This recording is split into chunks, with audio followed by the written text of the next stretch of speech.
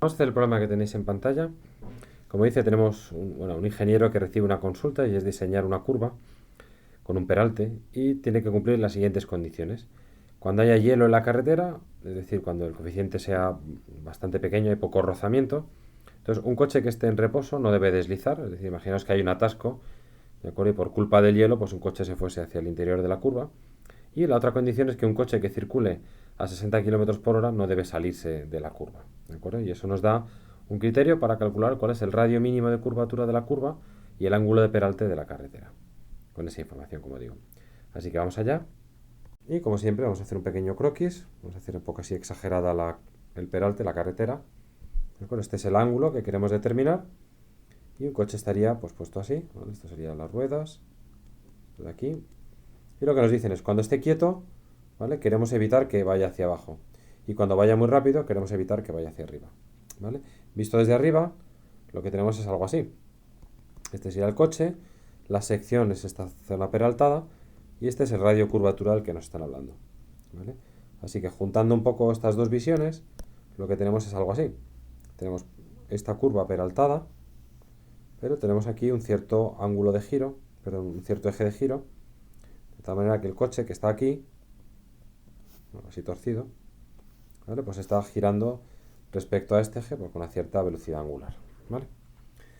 Bien, vamos a juntar las piezas, ¿vale? Lo que nos están pidiendo es un ángulo y un radio de curvatura para que se cumplan unas ciertas condiciones que tienen que ver con el rozamiento, ¿vale? Así que lo que tenemos que hacer es entender cuánto vale el rozamiento y como esto es una fuerza, pues lo que tenemos es que entender toda la dinámica del problema. ¿Cómo analizamos la dinámica? Bueno, pues siempre empezamos por el diagrama al cuerpo libre y luego elegimos unos ejes inteligentes que nos permitan traducir ese diagrama al cuerpo libre en ecuaciones. Luego incluimos la información del enunciado que tiene que ver con el rozamiento y por último, bueno, pues incluimos información cinemática, que en este caso la parte interesante de la cinemática es que el movimiento es circular. ¿De acuerdo? Bueno, en realidad hay como dos movimientos. Uno que queremos evitar, que sería paralelo al plano inclinado, y otro que no podemos evitar ni queremos, ¿vale? Que es el movimiento circular a lo largo de esa carretera. Bien, pues con esto vamos allá. Empezamos como siempre por el diagrama al cuerpo libre. Vamos a pintarlo aquí de nuevo. Vamos a empezar por uno de los casos y es intentar evitar que deslice hacia abajo. Si queremos evitar eso, lo que estamos diciendo es que tiene que haber aquí una fuerza de rozamiento que sea lo suficientemente grande para que no caiga. Por otro lado, tenemos aquí una fuerza de contacto, que es la normal, con la carretera, y como siempre el peso, ¿vale? Dirigido hacia abajo. Una vez más, la trigonometría pues, nos puede jugar una mala pasada, ¿vale? Este ángulo θ es el mismo que este ángulo. Una manera fácil de verlo es que si el ángulo este se hace cero, es decir, si esto fuese horizontal, pues el peso y la normal serían paralelos, ¿vale? Cuanto más se incline esto hacia arriba, bueno, pues más se van a separar la normal del peso, ¿vale?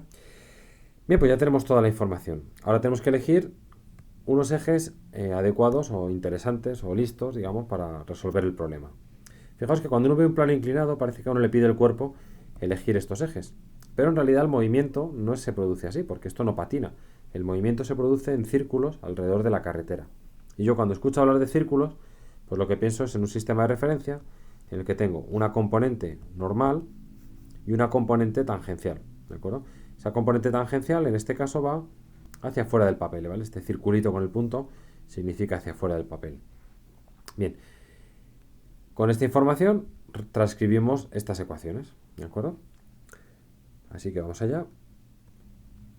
Que no se nos olvide otra dirección importante, ¿vale? En este caso, esto nos da hacia fuera del papel y hacia la curva, pero luego tenemos otro movimiento, ¿de acuerdo? En este caso, como he elegido este, voy a elegir la dirección, vamos a llamarla así, el eje Z, porque es perpendicular a esa dirección normal. Entonces, ley de Newton. Bien, pues tenemos tres ejes. En el eje tangencial no pasa nada interesante, ¿vale? No hay ninguna fuerza, así que suma de fuerzas es cero porque tampoco hay aceleración. Una variante de este problema es si el coche, en lugar de moverse con velocidad constante, partiese del reposo, imaginaos, y estuviese acelerando. En ese caso, tendríamos que la componente tangencial del rozamiento sería masa por la aceleración tangencial. Digo que en este caso no se cumple, pero bueno, os lo dejo que lo penséis. En la dirección normal o centrípeta, tenemos que descomponer todo lo que mira hacia allá. Y ahí tenemos dos fuerzas, bueno, de hecho, varias fuerzas.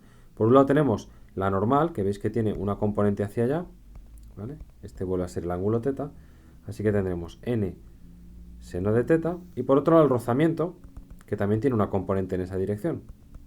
Así que si eso es teta, pues esto será fuerza de rozamiento, la única que nos queda, ¿vale? Coseno de teta. Y esto es masa por aceleración normal, porque estoy analizando el eje normal. Y vamos con el eje z, y aquí tendríamos hacia arriba positivo, por tanto es la componente vertical del rozamiento, seno de teta, menos el peso y menos la componente vertical de la normal. Y esto será masa por la aceleración en el eje z. Como todo el diseño de la carretera se basa en que ni este caiga ni este suba, ¿vale? Pues entonces esta aceleración es cero, es decir, el movimiento es puramente circular y no patina por el peralte. Bien, vamos a contar ecuaciones incógnitas. No conocemos el rozamiento, no conocemos la normal, no conocemos la aceleración normal, ¿vale? Y no conocemos el ángulo, así que nos faltan un montón de ecuaciones. ¿A dónde acudimos? Pues primero una parada en el rozamiento. Fijaos que en este caso nos están pidiendo qué pasa en situaciones extremas, situaciones críticas. ¿Vale? Una situación crítica, que es la primera que estamos analizando, es que queremos evitar que deslice hacia abajo, ¿vale? Y nos piden cuál es el ángulo para que eso no ocurra cuando la velocidad es igual a cero. Así que, al ser crítico, yo interpreto que la fuerza de rozamiento es la rozamiento estática máxima, que viene dada por mu estático por la normal. Así que aquí ya tenemos una ecuación. Bien, nos faltan más ecuaciones, ¿vale? Pero no olvidemos que nos están diciendo que el movimiento es circular y además que la velocidad es cero en ese caso. Por tanto, la aceleración normal, que es v cuadrado partido por r, esto es simplemente cero. Por tanto, nuestro sistema de ecuaciones quedaría algo así.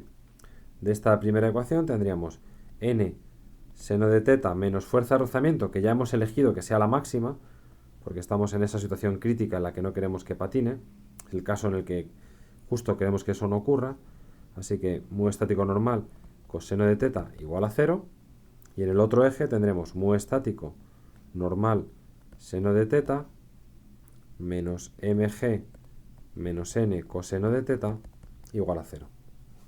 ¿Vale? Bien, en este caso el coeficiente estático es conocido porque es el caso del hielo, ¿vale? Estamos analizando esa situación en la que queremos que no patine en reposo. Así que nuestras incógnitas son simplemente la normal y el ángulo. Por tanto, dos ecuaciones con dos incógnitas.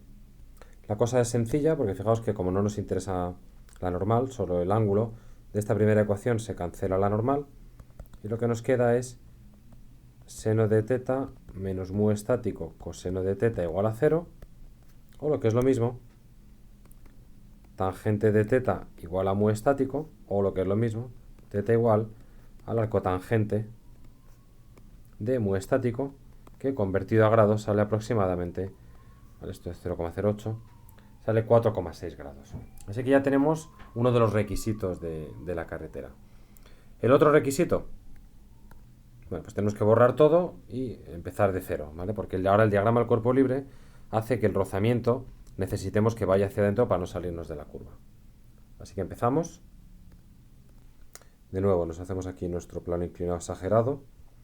Ponemos aquí el coche y ahora tendremos, igual que antes, la normal hacia adentro, el peso hacia abajo, este ángulo es el mismo que este ángulo y novedad, la fuerza de rozamiento que poner aquí.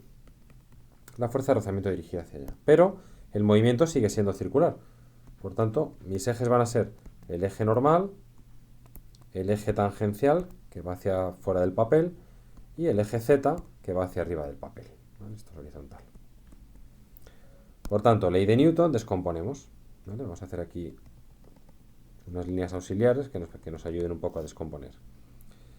Entonces empezamos. ¿Ven? De nuevo, este ángulo es θ, este es θ, así que ya tenemos todo y tenemos dirección tangente, como el coche se mueve con velocidad constante, ¿vale? Porque nos están pidiendo unos requisitos para ir a 60 km por hora. Eso significa que no hay aceleración tangencial y por tanto que la fuerza de rozamiento en la dirección tangencial es cero. ¿Vale? Lo escribo porque puede ser interesante como una variante. En la dirección normal lo que tenemos es la proyección del rozamiento. La normal, fijaos que también está empujando hacia allá, así que es más n seno de teta. Y esto es masa por aceleración normal, porque estoy mirando la aceleración normal. Y en el eje z lo que tengo es hacia arriba esta componente, por tanto n coseno de teta, hacia abajo el peso, hacia abajo la componente vertical del rozamiento, seno de teta, y esto es masa por la aceleración vertical, que como no queremos que esto salga por la curva, no queremos que haya movimiento hacia arriba, ¿vale? Pues entonces tampoco habrá componente z, así que eso es cero. Bien, de nuevo, incógnitas, pues hasta que se nos diga lo contrario, el rozamiento, la normal, ya conocemos el ángulo, ¿de acuerdo? No conocemos la aceleración normal, así que veis que tenemos un montón de incógnitas. Siguiendo nuestro esquema, tenemos que hablar del rozamiento. Como nos piden una situación en la que ya nos estamos moviendo, pues desde la cinemática, sabemos que la aceleración normal es v cuadrado partido por r. Y por otro lado, lo que queremos es que cuando haya hielo tampoco se salga por la curva. Por tanto, estamos hablando de un caso extremo, cuánto vale el radio para que en esa situación crítica no patine. Por tanto, vamos a suponer que estamos analizando el peor escenario posible, y es que el rozamiento estático deja de sujetar al coche, patina, y por tanto estamos en ese caso máximo, que es mu estático por la normal. Así que ya tenemos nuevas ecuaciones. Fijaos que esta ecuación nos resuelve un problema, ¿vale? Pero luego tenemos otro problema, ¿vale? Que es que al introducir esta ecuación nos aparecía esta incógnita, pero ya tenemos el sistema cerrado.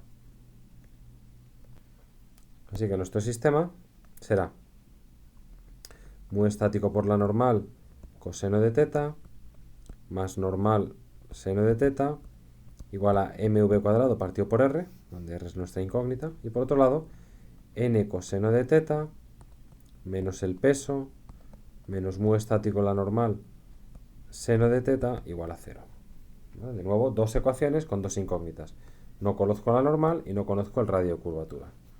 Así que, bueno, elimino una de las dos. De esta segunda ecuación voy a intentar despejar la normal y nos queda que la normal factor común coseno de teta menos mu estático seno de teta es igual al peso. Por tanto, la normal es igual al peso partido por coseno de teta menos mu estático seno de teta. Y ya tenemos una ecuación. Introducimos esto en la ecuación de arriba. De nuevo, sacando factor común aquí la normal, tendremos normal, que ahora vale mg partido por coseno de teta menos mu estático seno de teta, que multiplica por este término mu estático coseno de teta y de este término seno de teta, y esto es masa por v cuadrado partido por el radio de curvatura. La masa se simplifica y lo que nos queda despejando el radio de curvatura es que el radio de curvatura será igual a v cuadrado, vamos a seguir, ¿no?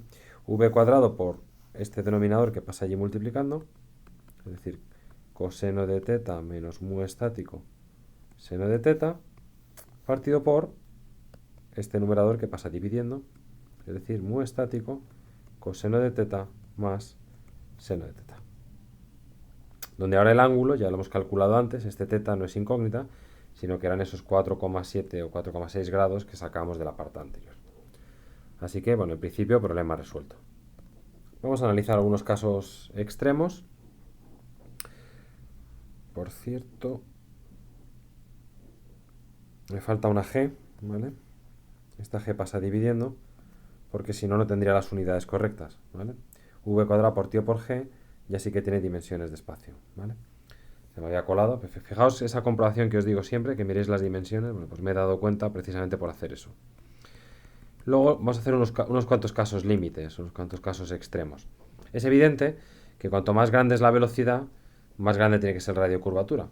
Eso es lo que en el lenguaje coloquial se dice, pues que no puedes ir muy rápido en una curva cerrada. Una curva cerrada es una curva de radio de curvatura pequeño, ¿vale? Pues no puedes ir rápido en una curva cerrada. Por ese lado, perfecto. Por otro lado, si aumentamos el rozamiento estático, fijaos que el numerador disminuye. ¿de acuerdo? Y el numerador aumenta. Así que todo esto se hace más pequeño, lo cual tiene sentido. Si tú tienes mucha sujeción en las ruedas, ¿vale? Pues puedes hacer la curva más cerrada. No necesitas tener tanta seguridad. Así que bueno, la expresión parece correcta. Bueno, metiendo los números, con g igual a 10 metros por segundo cuadrado, a mí me sale 173 metros. Y si hacéis como en el Tipler, con 9,8 salen unos 180 metros. Otro comentario importante, y esto es ahora que estáis con el carnet de conducir para que lo penséis, fijaos que la probabilidad de salirse, o digamos, para un radio fijo, el riesgo de salirse aumenta con la velocidad al cuadrado. O sea que aumentar un 10% la velocidad, si uno en vez de ir a 60 km por hora, pues aumenta un 10% la velocidad, que sería ir a 66 km por hora, que no es nada, ¿vale? Pues el radio curvatura de seguridad aumenta en un 20%, ¿vale? Porque va al cuadrado, prácticamente, no es exacto, pero bueno, más o menos. Así que fijaos lo importante que es los límites de velocidad cuando uno toma una curva.